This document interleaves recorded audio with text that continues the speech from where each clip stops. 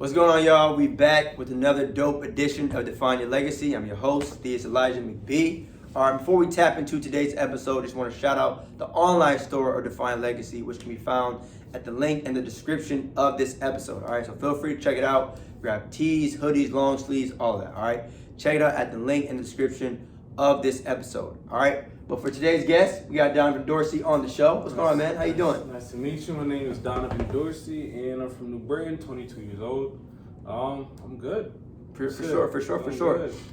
So if you could, man, just introduce yourself and tell the world who it is that you are and the value that you provide. So again, my name is Donovan Dorce. I'm born and raised in New Britain. Now own a store out in New Britain.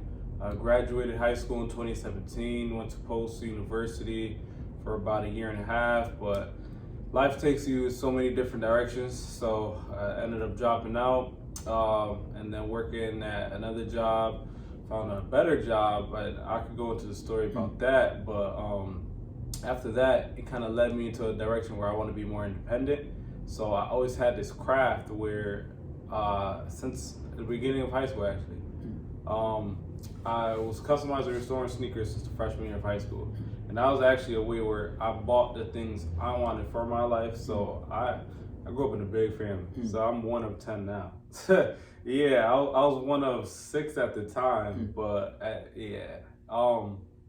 so one of 6, and my parents obviously couldn't buy me the shoes that I wanted. I wanted the latest Jordans and stuff, but so the money I was making from customizing and restoring sneakers actually fueled me to keep doing better in my business. So the potential I had behind it was it was unknown. Yeah. Because it was like a brand new kind of market. So yeah, in the beginning of 2019 or beginning of 2020, that's when I actually got a commission check that was the same amount of what I did for a month if doing sneakers part-time. If I'm doing 1,600 with sneakers part-time, when my checks are 1,600, then why can't I do it full-time? So that's when it snapped, and I was like, all right, I'm gonna get a plan. I'm gonna quit this job and I'm going to pursue my passion full time. That's when I took the leap of faith. And that's a scary spot because it's like you're jumping into the unknown now. But you gotta come in it with a mentality of that you're gonna be okay no matter what. So once I did that, I took that leap of faith. I don't know how, but my uncle 2 weeks later, it was here's the story basically. The way everything played out was just destiny. Yeah. I don't know how to explain it. Even the first time I came in here, it was I've been in here before. It was a weird feeling. Yeah, so that's the thing too, right? So where are we right now, right? This is something that belongs, has your name literally in it. So what does that kind of mean to you? It means that I know what I'm trying to build is going to last forever. I want my name to live on when I die, basically. So yes, everything's involved with the Dorce brand. I was Dorce Custom. Soon I really want to involve where it's just Dorce. So that name itself, is everyone knows that the Dorce brand is something that's genuine. It's something that's given back to the community. It's something that, it's more than just a product and service. It's kind of a lifestyle, And dealing with Dorce Customs, right? You talk about the idea of custom sneakers even back to your freshman year of high school. Yeah. So how'd you get started into that? What was the first, So I've always been artistic my whole life. So I've been drawing I've been in art competitions elementary school. So middle school I was still drawing like crazy. I remember kids used to come to me to get their bags or the little 3-inch binders with you could put papers in it. I used to draw on regular printer paper, and then they pay me $5, or they'll do my homework or something, and they'll put their whatever I drew for them on their binder, and that was their design. So in a way, that was kind of a custom. Yeah, and that was just from childhood. Right. That just carried on to what I'm doing now. But it started freshman year of high school when I was part of the football team. So every time I was at the lunch table, people was always cracking jokes on my shoes. Yeah, I was wearing Converse all the time. So it was a red low top pair and a black low top pair, or a red high top pair, a black high top pair. That was the cycle. So at that time, obviously being on the football team, you got people that always like joke around. So every time, no matter how bad I joked on them, they always say, "That's where you got them bump shoes, man. That's where you was wearing the shoes." So I started hearing that. Right. Yeah. So then, my boy Jamie Harper, I shout out Jamie Harper. He actually bought my first starter kit, where he was just going around school promoting me like, "Yo, Dorce does shoes." And I was getting a heavy clientele because everyone in this New Brown High School was over like 3,000 kids or 2,800, something like that. Yeah. Where all of them was like basically coming to me. Yeah. So I was making so much money in shoes or doing shoes that I came into school with a new pair of shoes like every single day, and no one ever talked about my shoes again. Facts. So how does that work though, right? So if someone has a pair of shoes that they want to look different, they bring it to you, and then they bring like a certain design, or like you draw it, or so basically I'm trying to develop a automated system to where they can just list it online, design it online, and then this mock or sketch gets sent to me, and I'm able to do it. So they're just coming in to pick up their shoes. Yeah. But right now the method is they'll come in or they'll DM me on Instagram or they'll text me what they want. And then we go from there. Prices start around like 100 to 150 if like they provide the shoes. So or even some like real intricate art. I do charge like I think 180 was the most I've charged or something like that. But they'll come in, DM me, and then I'll let them know when to pick up their sneakers. So usually turnaround times like I say 5 to 10 days for customs. Gotcha. But for the most part, it's strictly through DMs or text. They tell me what they want, and then they drop off, pay the deposit, and then I'll let them know when they're done. Yeah. And with the unique skill like that, right? I feel like that may not be as common, or maybe it is. Yeah. But I feel like that's obviously not something that's being taught in school, right? So how does one actually do that? Like, how'd you actually? I know you said how you got started. YouTube University. YouTube is where I really like.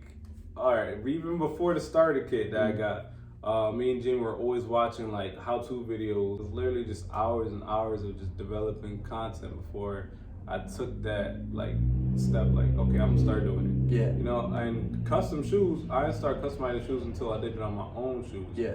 So no one really like, you're not credible when you're just like, yo, I could customize shoes but have nothing to like prove. So I did a few customs. I did some basic ones, but some good ones that someone trusted me with was, I think, one of the first ones that was actually good on someone else's shoes, was a pair of sixes. I called them Picasso sixes, where they have like paint splatter on the side. Yeah. Like, but in a thin kind of it's like the way I did it was like it was perfect. Do you have any advice for someone that just might be getting started with that? I say don't be afraid of failure. There's gonna be some shoes where you think you messed up on, but there's always there's no way to mess up on a shoe because it's art. Yeah. You know, if you like scratch something on or paint something the wrong way, all you can do is just like erase it with acetone and paint white right over it. And like I had to do that several times. Yeah. Like I remember there was a point where there was this one eye that I was drawing on this character, and literally the whole thing is done. It's just that one eye. I had to literally keep erasing it, paint around it, and it's like you can't be afraid of failure. Right. And so the idea of trial and error, right? It's not gonna be perfect the first time, if ever. Right. Right. So what allowed you to kind of keep going and be willing to try new things? To even try new things was just like not setting a boundary on myself, because there's this guy named Des Customs where I was able to interview him when I was in high school for my capstone project.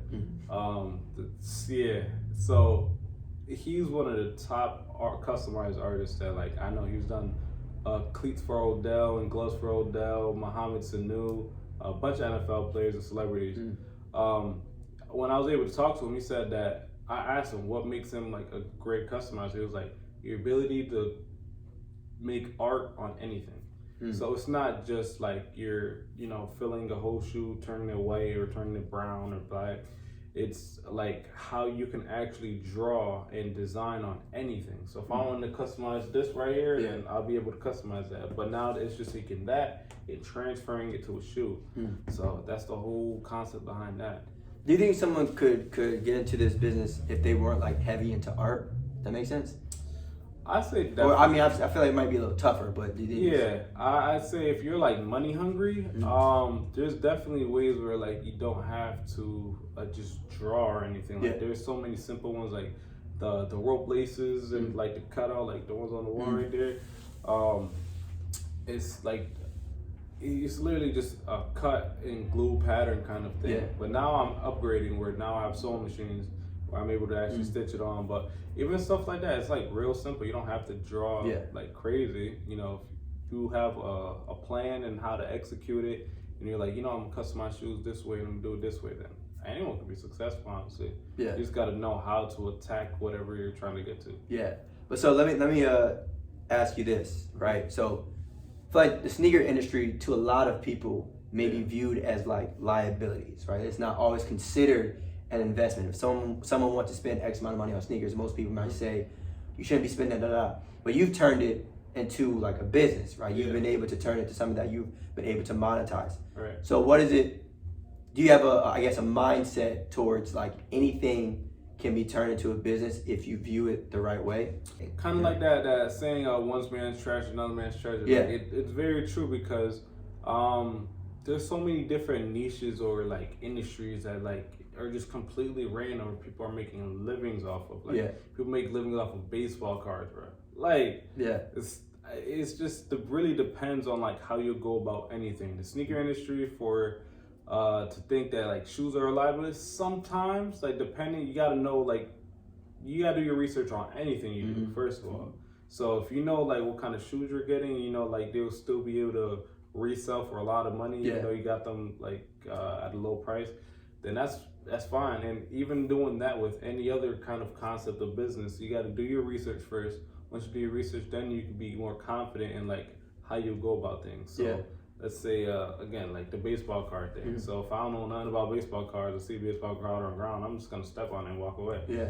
But versus somebody that's like, that knows baseball cards, they could see that into like, whoa, that's $100 right there. That's a little baseball card. They know their research. They've done their research. You know what it is. So they get that and they know how to move and act upon that. Yeah. So it just really depends on like what kind of mindset towards whatever you're trying to achieve. Yeah. You know what I mean? Yeah, no, I hear. And it's like, it's important for people to know before they judge. Right? Exactly. I think so often people will talk down on other certain things, but when you don't know how to make money in a certain way, it may seem a little weird. Even starting off, like I started in my mom's basement. Like, so now I have a store and now my mindset is on $1 million business. So now that my mindset is actually in the past like 6 months, I've been just grinding. You know, my mind's in really just processed to like, okay, how can I get to that next step? And it really clicked. You ever watched Undercover Billionaire? Undercover Billionaire, no. You know who Grant Cardone is? Yeah. Okay, so Grant Cardone was featured on Undercover Billionaire, where the challenge for him was like, you have $100, you get dropped off in the middle of nowhere, see if you can make $1 million business. 90 days, this dude made a $5.5 million business. I'm like, he literally got dropped off out of nowhere. It's the way he went about everything was just like, okay, that's the mindset of a billionaire. That's like how I should be moving.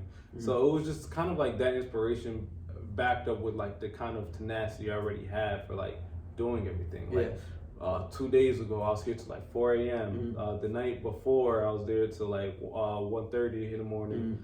Last night, I woke up, came straight here, didn't see my mom till like 7 o'clock at night. Like, it's just the constant grind of like, you know, you're gonna get to that step. Like, people may not see those things, but those things do lead up into a very like bright future. I mean, what's done in the dark does come to light. That's another thing with being in the business, where people don't often like tell that side because they see the result, they see the store, they see the whatever the results, but there's so much blood, sweat, and tears to get to that point.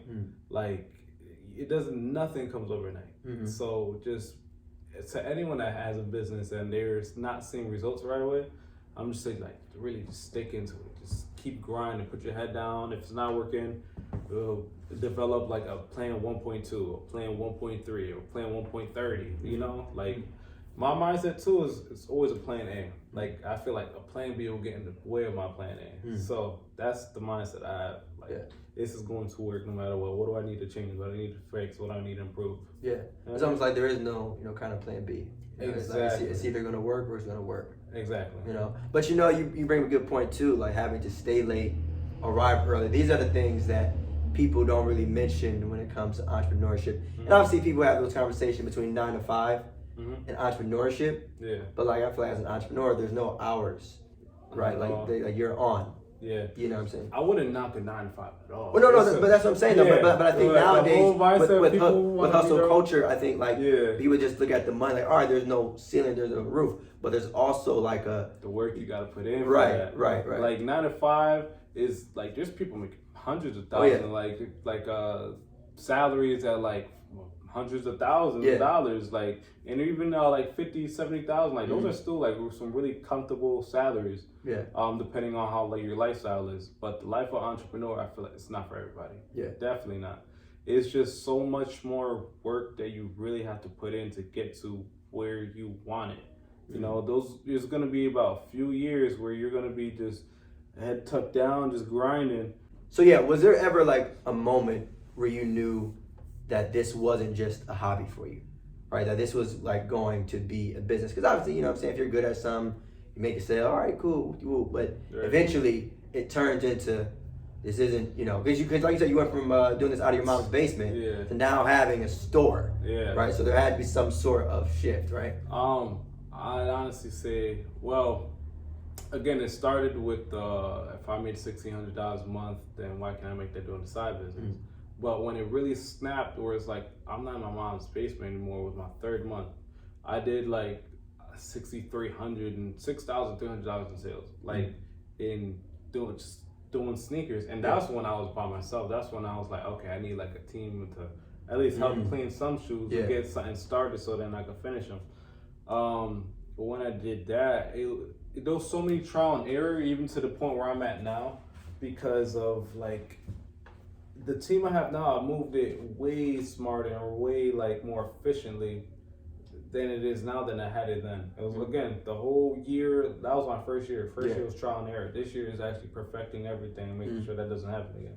Because after I had that big month, I had so much demand that I couldn't keep up with it. Yeah. So that's another thing. I was like in the back burner for about like say 2-3 months. So that 6,000 in sales, I didn't see that till like the end of the year again. So it was just, but even the fact to make 6,000 in sales like that from what I'm doing is like, what? Like, it just really staying consistent and building that audience that can continue to come back.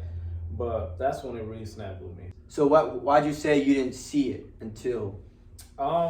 I think I was thinking way too small-minded. I wasn't really seeing the bigger picture of like the potential of what this can be. At the time, I think I was just trying to survive. Honestly, I was like, you know what, I can pay my bills. I want this, I want that.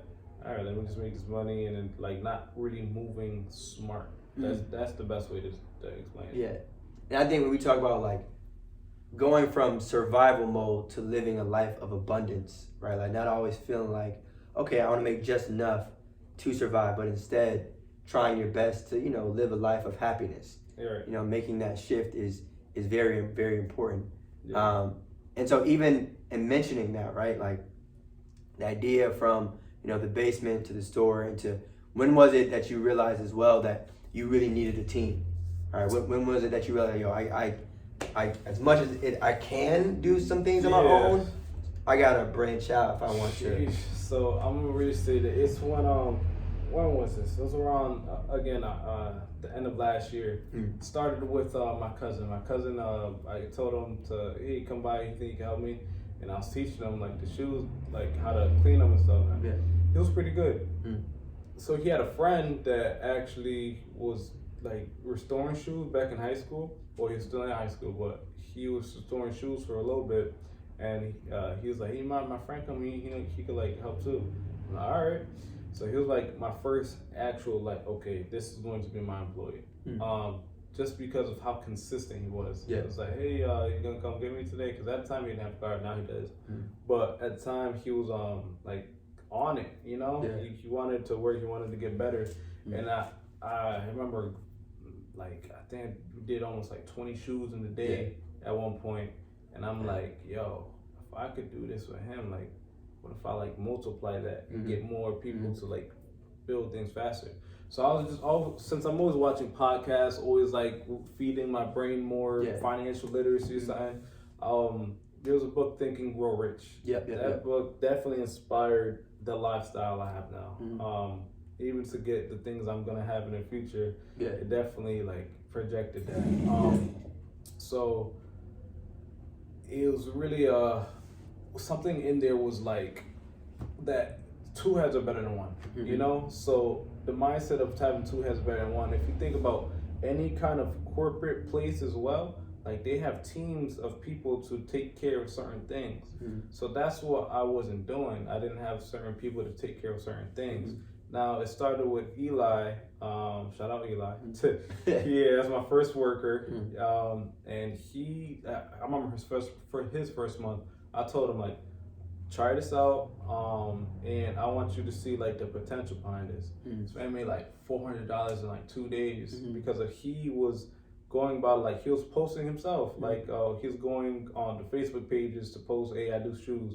He was posting on his Instagram and Snapchat, and he was getting customers from everywhere, like Waterbury, New Haven, like, and those are like 30, 25 minutes away. So if he's doing that, like, imagine it's a whole team of people now working together on that same mission. So that's kind of like what I built now. Now I have 7 workers under me. Now each and every one, I got them on the same mindset that like it's a together thing. The only way we're gonna win is if we do this together. Kind of like being like the coach of my own team. You know, that's like I played sports my whole life, so it kind of is like coaching them up to be like the best whatever worker or like person they can possibly be. You know? And remind people again how old you are. 22 years old. Okay. So even at this young age of 22, where did you learn that? Or that's something that you kind of picked up on, this idea of being able to lead a team? Because again, this part I feel like may or may not have been taught in school, but just the idea of like being a leader early on may not be as talked about. You know? Being a leader, so in high school I played quarterback. So, you know, you kind of already have that kind of leader mentality, but even without being a quarterback, you can be just your personality. You know, there's other players on the field that bring that like it factor to out of other people actually. And I'd say it really starts with how you ever heard of a paradigm? So it really starts with your paradigm. What thoughts are you constantly feeding yourself? What thoughts are you like saying to yourself to push yourself? Because if your thoughts are constantly like, oh, they're gonna judge me, or they're gonna not like me, I'm not good at this, then that's a bad paradigm. Good paradigm was your thoughts are constantly like, yo, I'm gonna be great, I'm gonna push the people around me, I'm gonna do this, I can't fail. That's the paradigm I shifted myself to, and it did start in high school. Being a leader really like is definitely not taught. I feel like even though that's still something that's born inside you, you know, there is natural born leaders, and there's people that lead, but like you know, I don't know if you ever worked. We probably worked a 9-to-5 job, but like having like that one manager that like thinks they know what they're doing, but they're only in the position because they're just like there for so long. It's kind of like that's the difference between a boss and a leader. You know what I mean? And that's definitely not taught. It's definitely, it can be learned, but it's something that definitely would have to be with you from early on. Yeah, for sure. And even in mentioning that, you know, being a quarterback in high school, you also mentioned that you were a college dropout. So if you don't mind either talking about that and how that kind of led you to this moment and fueled you to kind of figure things out. Those some dark times. Right, well that's what I'm saying. That no one even knows about. Because like around me, like I always had the persona of like, I'm okay. You know? Like I always had a smile on my face, I always kept my chin held high, and those are things I was taught, you know, fall 9 times, get up 10. Shout out mom and dad. Like, it was the first semester of college football I was starting. And then I got injured right before, the week before game one, where I sprained my ankle pretty bad. And then it was like a little minor setback in my head. So now coming in, like I couldn't like perform the way I wanted. But still going towards the end of the season, I was still starting when I went in. And after that, the football season, I didn't get the results I wanted. I thought I was, like the team was going to be good. We didn't have a solid quarterback. We didn't have a solid O-line. It was just like, and then the program was good, but it was definitely like new. So it wasn't really like in a tradition of how things were handled, basically. Not like trying to put down on them, but it was yeah. Anyways, it was a rough. Yeah, I got you. Yeah. So after that, first semester, or even after the football season, realized that like I was just there for the sports basically. So at the whole next week, I didn't go to no classes. I just chilled the whole time, and that was like, I don't know why I did that. It was just, I do believe everything does happen for a reason though. Yeah. So the next semester I became ineligible and couldn't run track, and that was the first time in like 4 years that I couldn't run track. And I'm like, sheesh, you can't run track, and I couldn't participate with the football team because I was ineligible. So I'm like, sheesh, like what do I do now? So now I couldn't play sports, which was like the first time in like 5 years. And then I was working at Foot Locker, where it was like barely paying me because I could barely show because of my car situation. My car broke down. I was in a toxic relationship. I was broke. I was just struggling. Yeah. And in moments like that, like a lot of people fold. Yeah. But in that, I still had a mentality of like there's gonna be better days. I just didn't know when, but I just knew there were. So I remember where I was saying the same prayer for about like 2 weeks, bro. It was to have a better financial situation, better circle of people around me, a more of commitment to God, and a more of like just a whole 360 to have my tenacity back to like really wanting to grind. So next thing I know, 2 weeks later, again praying every single day, knowing it was gonna happen, just didn't know when or how. Some guy comes in out of nowhere, and it was like 30 minutes to close, and he comes in. I'm trying to sell him a shoe. He's like, actually, I'm not here for the shoe. I'm actually here to offer you a job over at Safe Home Security. And I'm like, whoa. So shout out Jeffrey for it. Yeah, no, he definitely like took me out that situation. But even that, I don't know how that happened. It was just literally randomly just like came up to me and was like, here, I'll give you a better job. And he did. Like I went to the first interview. Even go to the first interview, there was a speed bump. Like my parents didn't want me to take the car at the time because again it was going through problems, so they thought it would like not work on me or something on the road. But I made it to the job interview on time. I made it, and then I went back, and then I couldn't use the car ever again. So situations like that happened in my life where it was just like, so I let him know constantly what was going on. Like again, some complete random stranger. Like he could have been anybody. And so I go to the interview. He hires me, and then at the time, I don't smoke or drink anymore, but I was smoking. So again, like some random stranger. I told him about it. He was like, all right, because they drug test. So he was like, okay, I'll get it taken care of.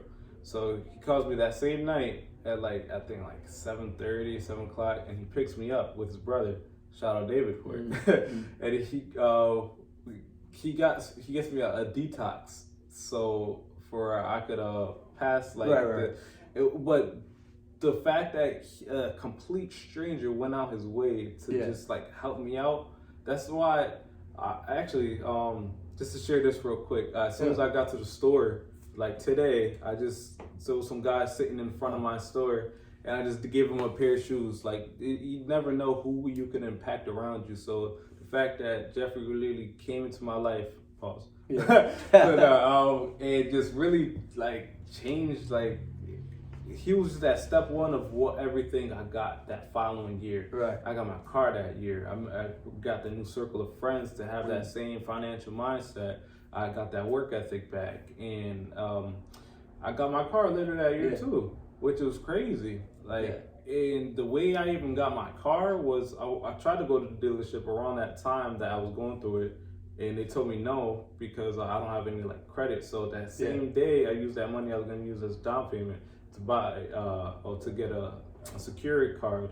That one secure card, I kept paying and making sure it was good on time. That following year, literally a year later, they said the reason that I got the car I have now is because of that one secure credit card. That I kept revolving around and making on-time payments on. What message do you have for other college dropouts out there? Because obviously it sounds like you've been fortunate enough to make it out. But what would you say to someone who might be hitting that? Don't be afraid of the unknown. The unknown is actually a great spot to be in when you want to venture off and do something that you love. I, at the time, wanted to just make money. So my mindset was on, okay, let me make more money. My mindset changed after me wanting more for myself. That's another thing. I always want more for myself. That's why I'm always evolving. I'm always upgrowing. I'm always going. But for someone that's like really in the unknown, you just dropped out of college, now it's just like, what do I do now? Venture off into maybe something you love. Maybe just really sit down with yourself and figure yourself out, because that's what I had to do. Still even figuring myself out now. Still, again, 22 years old. Right. So, but as far as like just, again, dropping out, I'm gonna say really just have confidence that everything's gonna be okay. Once you know that everything's gonna be okay, like always, then everything always works out. Again, everything happens for a reason. So the way things line up in your life are just, it's crazy. Did you see anyone else doing what you're doing now? Like at the time when you were first trying to get started? When I first started, no. There was no one really to do what I'm doing now. And that's another thing. Like I had a lot of friends, a lot of people I hung out with, but like not like that consistent one person. But actually it was my brother Josh, Josh Robinson. He was in North Carolina at the time, but he was the only person that like I constantly talk to all the time and like build ideas off of, because he's the only person that I know he's on my like type of time. And now I've met more people like him now that I'm in this position. But again, starting off to get everything was a lonely journey. It was really just me just constantly thinking by myself, thinking about how can I improve, how can I make this business happen, how can I sit down and boom, boom, boom. So it was a very lonely journey. I think a lot of people probably deal with that, the idea of like having a lonely journey and when you're trying to build something, because it's not always a popular topic, right, to talk about building. It's not. Even building anything, man. Well, that's what I'm saying, just in general. It's like, there's certain topics that may get talked about and that might be trending or whatever, but like usually when you're trying to work the hardest, you mentioned it, like in your mom's basement. That's something that doesn't always get seen. Now, as people walk in, they see, like you saw how I reacted. And there's still improvements happening. I'm telling you, this whole thing's gonna get transformed. By the end of this year, I know that like I already have a plan for the front. I don't want access to where people can literally just walk straight to the back. Like the whole setup is gonna shut it down. But there's a vision in place. Exactly. That's very important. Let's talk about vision actually. So, another thing is, how do you know where you're going when you don't know where you're at? So I told a friend that one time, and it really hit him because like he didn't know what he was doing with his life, basically. But long story short, when you're in a position where it's like you're just living, like you don't even know like what you're doing with your life, it is weird because again you're uncomfortable. But once you have like that vision, that understanding with yourself, okay, I'm in this position, I'm broke, I'm sick, and I'm lonely. Okay, and now you want to be rich, famous, and something else. You gotta constantly have that vision installed in your head. Once you have that vision installed in your head, it's kind of like starting on the top and trickling your way down. Because I have this, I want to 10x my business. So if I want to 10x my business, I want to make like $40,000 to $60,000 a month. I gotta see how I break that down. Okay, I need to make about $1,333 a day. Okay, and then how can I make $1,330 a day? I will provide X, X, X, and Y services or whatever. X, Y, and Z services. Okay, what do I got to do with these services? Boom, multiply them, and then that gets me to this number. Yeah. Like, it's literally 6 figures a year is $274. Like, if you could think of a way to make $274 a year, a day in a year, then obviously you're making 6 figures right there. Yeah, and honestly, it's cool that you mentioned that too, because sometimes in life you have to work backwards, right? Yeah. Like, if you have like a big goal, that's definitely important, but sometimes just think small. Like, what is it that you can do to accomplish great things today? Like, you're gonna swing for the fences and try, get a home run, when in reality you should probably focus on getting a bunch of singles. Yeah, and it's a matter of knowing what you're capable of. Yeah. Like me, I know what I'm capable of, so, and that's just, again, figuring yourself out. Yeah. So once I figure myself out, I'm like, okay, I could take care of this, this, and this. If I want to achieve that, I set my business up where now I have teams. I have 4 teams. So it's 8 people under the name of Dorce Customs, and myself included. So I'm thinking of my business that it's more than me. So now I have these different teams. I have everyone focusing on one specific strength that I see them good at, and they agree that they're good at these certain things. So they capitalize on their strengths. So now I have someone taking care of the merch. I have someone taking care of the cleaners. Someone taking care of the customs. So again, you gotta have that vision, know what you're taking care of, and those.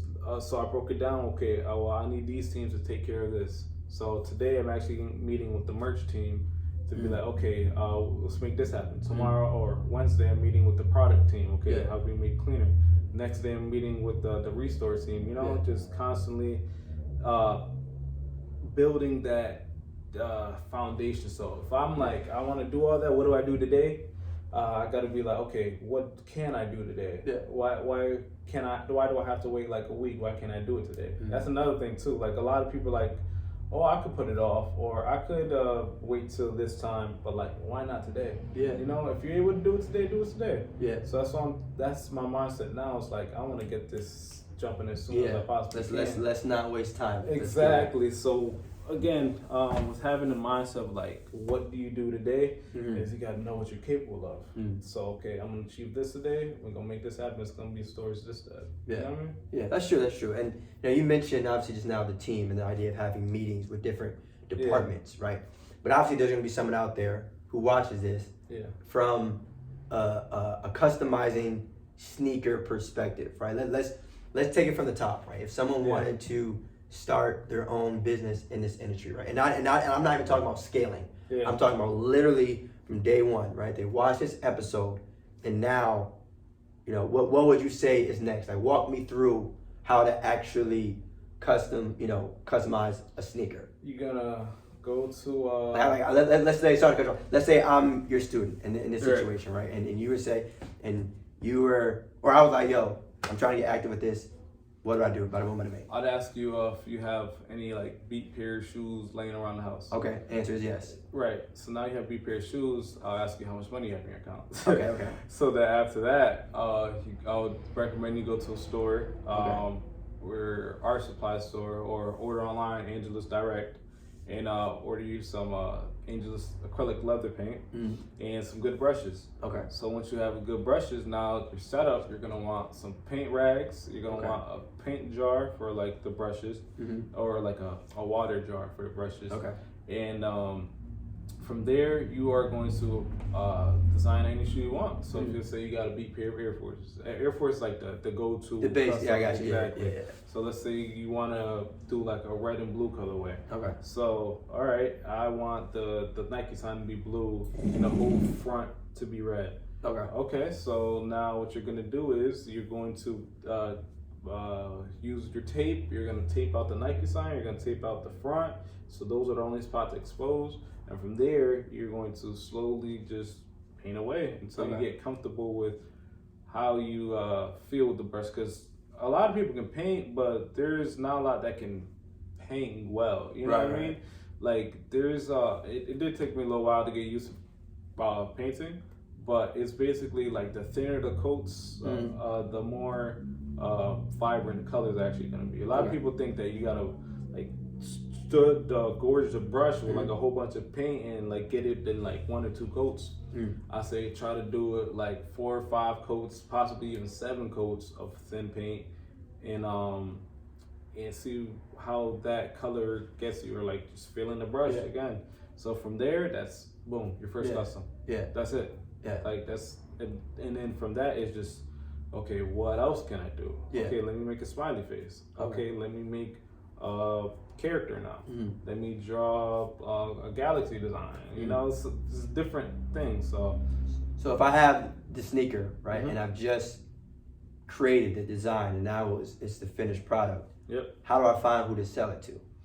Or do you do it in reverse? Do you ask someone else what they might want? Actually, no, because I'm a beginner, I feel like I should probably just focus on creating. As a beginner, you got to get your name out there. Yeah. So as getting your name out there, you're gonna want to really post on anything. Like you might have like, I don't know, a few hundred followers. You know what I mean, on Facebook, Instagram, and Snapchat, all combined. Possibly even Twitter. Yeah. Post on all those platforms and let people see that you do this. Yeah. You know what I mean?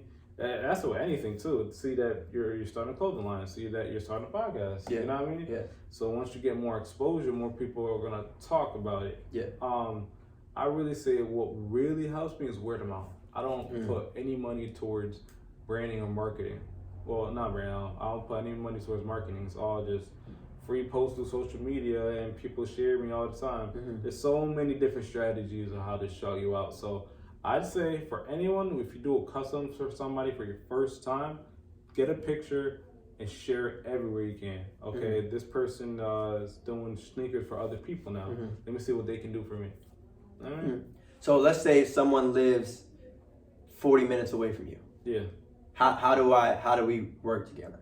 Either I recommend meeting up somehow. If you can't meet up, then ship the shoes up. That's it. It's either you meet up or you ship. Okay, and they send you a picture of what, or at least write it down, some sort of idea of what it is that they would want on the shoe, and then you move forward. So you run through. This is what I do all the time. Always go over exactly how you want the shoe to look, and tell the person, okay, I'm gonna make it like this. If they agree with that, go with that vision. Because most of the time when people come to me, they're like, oh, I want to do this, I want to do that, I want to do that. I'm like, okay, it's a little like vague, so let me put my creativity behind it, and then boom, that's when your creative like juice is just flowing. You just go crazy on anything. Like, so always ask, like, always go over with the customer, what do you want done on this sneaker? You know what I mean? And then you just be like, okay, well, if you want the name on the side, we'll make the name like this with this right here sticking out of that right there. You know, if they agree with that, and then boom. And you confirm that before you. Exactly. Yeah. Some people, they just be like, surprise me. Really? Yeah. I'll be like, okay, sure. How about this? You sure? Yeah. You got it. I got you some stuff right now. So they send you their sneakers. Yeah. Right. They'll bring it in, whether it's a shipping. I've had people ship their shoes out from Tampa, from Houston, Pennsylvania, Ohio. I had shipped shoes out to North Dakota at one point, Wisconsin, all around Mass, New York. You know, there's local areas. Even recently it was Pennsylvania. So, yeah. And then you take after you create it, you take a picture and send it to them and say, like, you know, it's on the way. Yep. Even selling shoes too. Yeah. I sell shoes all around those places too.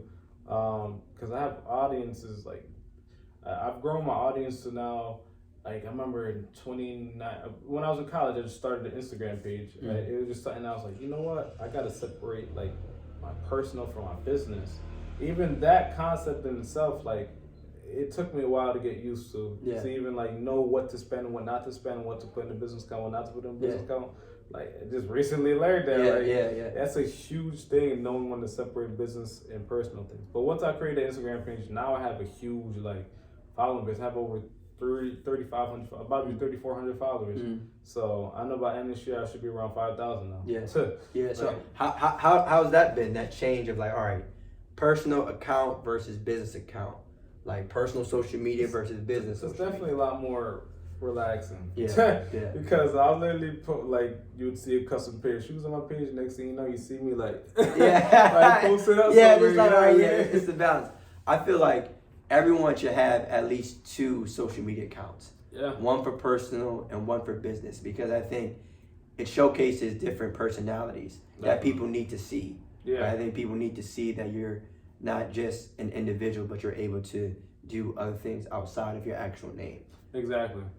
Even for people that don't even have a business, I would recommend, like, okay, if you have all of your friends right here, you're just absorbing everything your friends, everything your friends are doing, you know.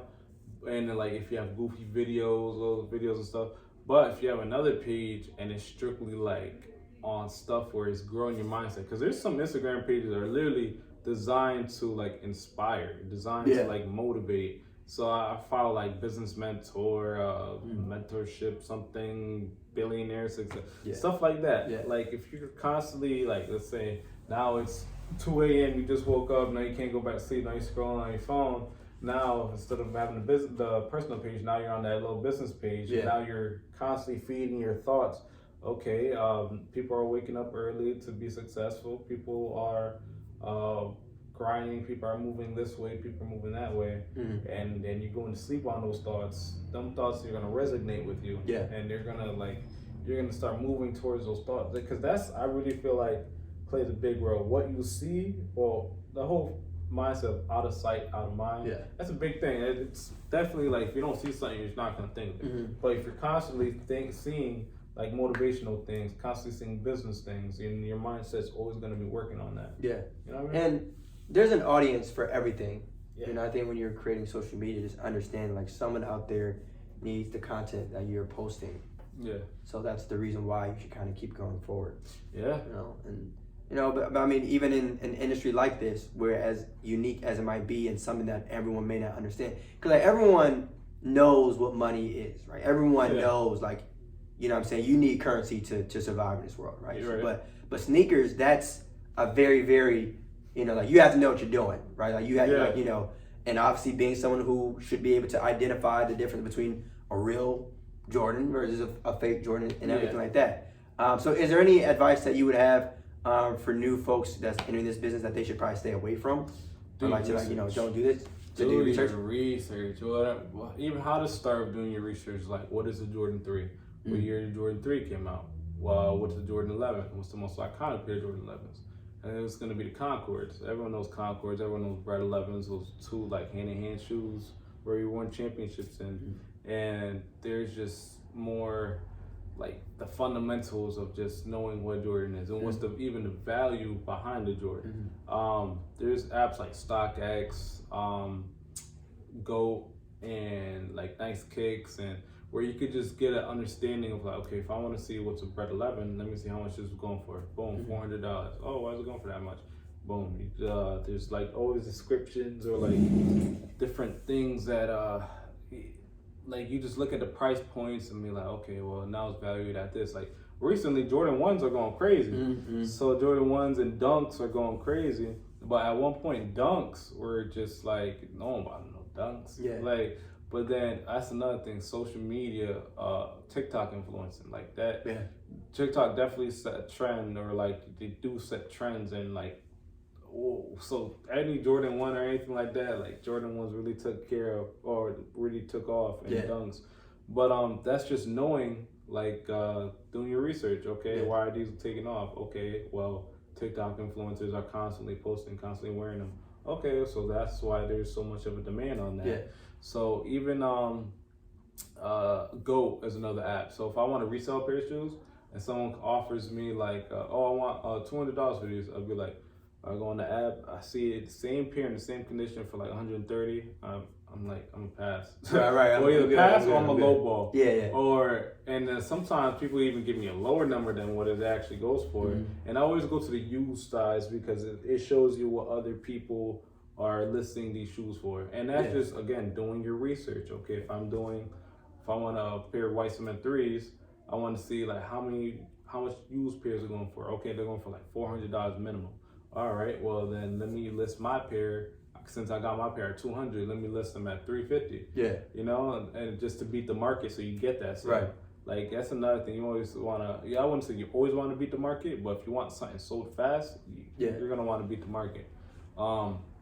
because people always look for deals. Yeah, even me as a consumer, I want a good deal. Of course. I mean, everybody does, whether they admit it or not. Exactly. I mean, if you're spending money, you want a good deal. Exactly. How much you have, you know what I'm saying? You want a good deal. But you mentioned a couple of apps that you use, right? But are there any, I guess, overall resources that you also use, whether it be like websites, whether it be like conferences or conventions that you've gone to, people that you went out onto, whatever? There's a Boston Got Soul I went out to.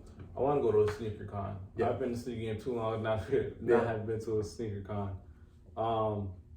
Then again, there's StockX. StockX is really like a live market of like the value of a sneaker. So it shows like the decline in pricing on the sneaker, and it shows like the maximum sold price on the sneaker.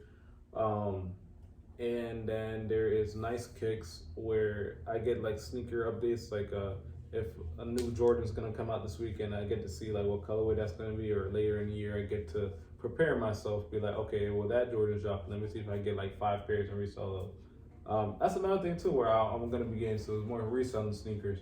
But there's so many different things and ways that you can just digest sneaker just stuff. Like you can literally Google or YouTube the sneaker industry. YouTube, again, it will tell you a lot of things. For sure. Based off of like sneakers, what new releases are coming out, and what's the value behind them. Yeah. But basically, once you do your research, like on YouTube, it's on these different apps, then you'll be pretty good. But people I've met in this sneaker game that are actually pretty big, I don't think I've met too many big names. No, but that's fine though, and I asked that too because a large part of people's journey, and maybe even yours, is this idea of figuring it out. Yeah. You know, I asked for resources just because, you know, if someone like out there needs it, but a large part of it would just be people having to wake up and deciding to take action. Exactly. You know, I mean, you mentioned YouTube, which is, you know, to me, YouTube is the best website in the world. You know, and I'm not even an affiliate of YouTube, but just the idea of like, there's so much information on there that people can use. And the best part is, it's free. Yeah. You know, it doesn't cost you anything. So I think if we continue to use that to the best of our advantage, a lot of people will do, you know, things that they bigger than they even dreamed of.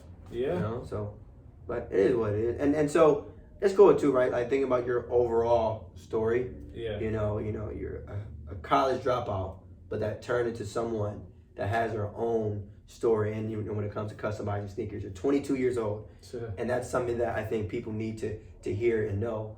You know, just the idea of like your age not stopping you from continuing to, you know, move on. And then obviously you said you started doing this in freshman year of high school. I won't speak outside.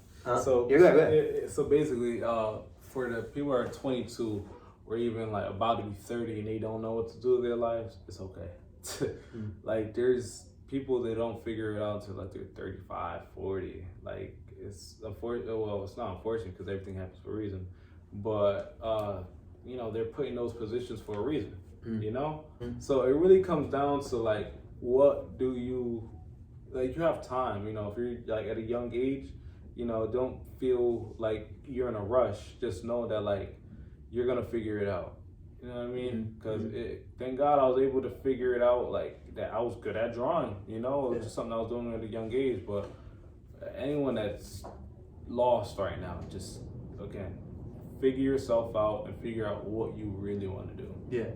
And that's great advice too, because a lot of young people in their 20s and even early 30s tend to put so much pressure on themselves, not realizing that there's a lot of life to be lived. I know everyone says that life is short, which is true, but there's also a lot of life that you have not lived yet. So don't put too much pressure on yourself. People in their 60s, 70s, 80s. Right. You know, like a lot of great, a lot of great businesses, especially like, you know, for some people out there, you know, that may not either have children or like are married or like have a crazy mortgage, whatever the case may be, then that's the phase where it's like, okay, let's, you know, let's put some more pressure. Well, if you got once you involve family, that's when it really like, okay, let me read. That's when you really need to get in your bag. But like to me, if you don't have children or if you're not married, that means you have all the risk in the world to really try new things. So that's why you shouldn't even hesitate at all. Just try. Like, what's the worst that can happen? Exactly. You don't have money to